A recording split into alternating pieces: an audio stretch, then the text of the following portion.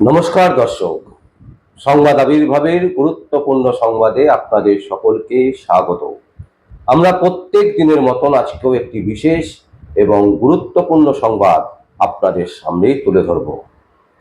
দর্শক, আজকে সকালবেলার আনন্দবাজার পত্রিকা দেখে আমরা অন্তত পক্ষে স্তম্ভিত।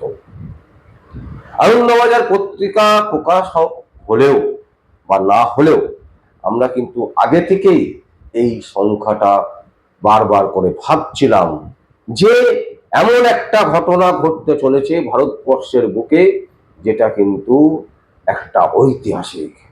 ভারতবর্ষ যবে থেকে স্বাধীন হয়েছে তারপর থেকে এই ধরনের আক্রমণ ভারতবর্ষের বুকে কোনোদিন হয়নি। কি সেই আক্রমণ? আক্রমণ করছেন হচ্ছে মোদী সরকার, যে সরকারকে মানুষ দুহাত ভরে আশীর্বাদ দিয়েছিলেন। তিনবারের জন্য প্রধানমন্ত্রী হয়েছেন নরেন্দ্র মোদী। সেই প্রধানমন্ত্রী নরেন্দ্র মোদীর নির্দেশে, তার পরামর্শে সোশ্যাল মিডিয়া এবং সংবাদ মাধ্যমের ওপর বিরাট বড় আঘাত আসতে চলেছে আগামী 14 এপ্রিলের পর থেকে।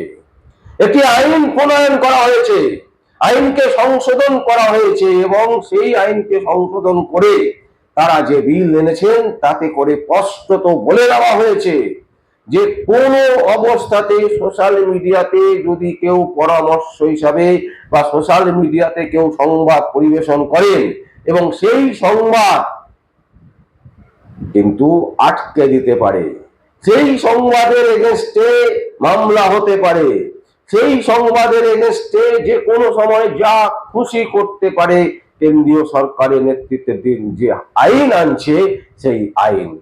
মানে মত প্রকাশ যারা করেন সোশ্যাল মিডিয়াতে, যারা অনেকেই অ্যাক্টিভ, প্রচুর মানুষ আছেন যারা বিভিন্ন সংবাদ থেকে মত প্রকাশ করেন, তাদেরকে নিয়ন্ত্রণ করতে চলেছে মোদী সরকার। শুধু তাদের নয়, যারা ইউটিউবার, যারা ফেসবুকে সংবাদ পরিবেশন করে, যারা ইনস্টাগ্রামে করে, বিভিন্ন সোশ্যাল মিডিয়াতে যারা সংবাদ পরিবেশন করেন অথবা কন্টেন্ট ক্রিয়েট করে সাধারণ মানুষের সামনে তুলে ধরেন, এরপর থেকে তাদেরকে কিন্তু নিয়ন্ত্রণ করবে মোদী সরকার। শুধু যে সোশ্যাল মিডিয়াতে যারা সংবাদ করেন তাদের শুধু নয়, পুরো সংবাদ মাধ্যমকে নিয়ন্ত্রণ করতে চলেছে মোদী সরকার। এই মর্মেই কিন্তু আজকে আনন্দবাজার পত্রিকাতে প্রথম পেজে এই সংবাদ কিন্তু প্রকাশিত হয়েছে এবং 14 এপ্রিল তারপর থেকে যে কোনো মানুষ, যে কোনো সোসাইটির মানুষ, যখনই আপনি সোশ্যাল মিডিয়াতে কোনো কিছু পোস্ট করবেন, আপনাকে আইনি বিধি যেগুলো দেওয়া আছে সেইগুলোকে ফলো করে করতে হবে। যদি আপনি সেইগুলো ফলো না করেন তাহলে কিন্তু আপনার বিরুদ্ধে ফৌজদারি মামলা এবং যে কোনো মামলা হবে। মানে আপনাকে নিয়ন্ত্রণ করতে চলেছে। কেন মোদী সরকার এত ভয় পেল কেন? আমরা জোর গলায় বলছি, বাংলাতে মোদী সরকার মানে রাজ্যে মোদী সরকার আসছে না, গ্যারান্টি। দ্বিতীয়, নরেন্দ্র মোদী সরকার ভয় পাচ্ছেন কেন সোশ্যাল মিডিয়াকে? কিসের জন্য ভয় পাচ্ছেন? তার কারণ হচ্ছে এপস্টিন ফাইল, যে ফাইলে মোদীর কারনামা, মোদী সরকারের কারনামা, মোদীর যে কারনামা, সেই কারনামা প্রকাশিত হয়ে গেছে এবং ইউটিউব প্রথম যারা প্রকাশিত করেছে সেটা হচ্ছে ইউটিউব। এবং ইউটিউবে একেবারে মোদীর যে উচ্ছৃঙ্খল জীবন, সেই জীবনের কথা প্রকাশিত হয়েছে একদম পরিষ্কার ভাবে, তার নাম প্রকাশিত হয়েছে। এমনকি অন্য অন্য দলের নেতা নেত্রীদের নামও সেখানে আছে, কিন্তু তারা অত বড় হেভিওয়েট নয় যেটা প্রধানমন্ত্রী নরেন্দ্র মোদীর নাম যেভাবে প্রকাশিত হয়েছে। আমেরিকাতে গিয়ে তিনি কি করেন, গুজরাটের মুখ্যমন্ত্রী থাকাকালীন তিনি কি করেছেন, আর এপস্টিন ফাইল তাকে জর্জরিত করে দিয়েছে। মোদী সরকার ভয় পেয়েছে। নরেন্দ্র মোদী সরকার যেটা ভাবছে যে সোশ্যাল মিডিয়া, ফেসবুক, ইনস্টাগ্রাম, ইউটিউবকে কন্ট্রোল করে সাধারণ মানুষের যে বক্তব্য, সেই বক্তব্যকে আটকাবার চেষ্টা করছেন, সেই আটকানো কিন্তু তারা পারবে না। এই আইন যখনই পরিষ্কারভাবে পাস হয়ে যখন বল প্রয়োগ হবে সাধারণ মানুষের ওপর, মানুষ কিন্তু কোর্টে চলে যাবে। যদিও আমরা জানি কোর্ট এখন মোদী সরকারের ইশারাতে চলছে, মোদী সরকারের ইশারাতে কোর্ট চলছে। মোদী সরকার যেভাবে নিয়ন্ত্রণ করে রেখেছে সেইভাবেই কোর্টের বিচারপতিরা চালাচ্ছেন কোর্ট। কিন্তু তারপরেও ভারতবর্ষের গণতন্ত্রের ওপর, ভারতবর্ষের সংবিধানের ওপর আমাদের বিশ্বাস আছে যে এই ধরনের যে প্রয়োগ করতে চলেছেন মোদী সরকার, তার জবাব 2029-এ প্রধানমন্ত্রী নরেন্দ্র মোদী সহ বিজেপি সরকার পাবেন। মানুষ ছুড়ে ফেলবে এই সরকারকে। কারণ যেটা একটা বড় বিষয়, যে মানুষের মত প্রকাশ করার যে প্ল্যাটফর্ম, সেই প্ল্যাটফর্মকে আপনি নিয়ন্ত্রণ করতে চলেছেন। এবং আজকে আনন্দবাজার পত্রিকা যারা পড়েছেন তাদের বিভীষিকা মনে হচ্ছে।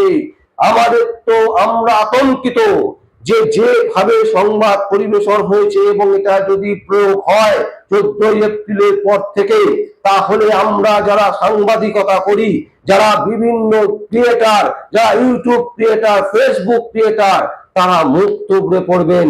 তাদের বলার কোনো রাস্তা থাকবে না, কারণ পুরোটাই নিয়ন্ত্রণ করবে মোদী সরকার।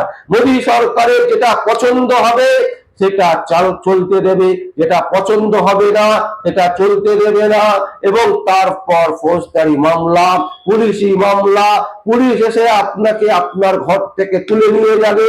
এই ধরনের যে নোংরা রাজনীতি প্রধানমন্ত্রী নরেন্দ্র মোদীর ষড়যন্ত্রে করতে চলেছেন, আজ ভারতবর্ষের প্রধান যে রাষ্ট্র ব্যবস্থা, সেই রাষ্ট্র ব্যবস্থাকে ভেঙে ফেলার যে চক্রান্ত, সেই চক্রান্তে আমাদের প্রতিবাদী হতে হবে।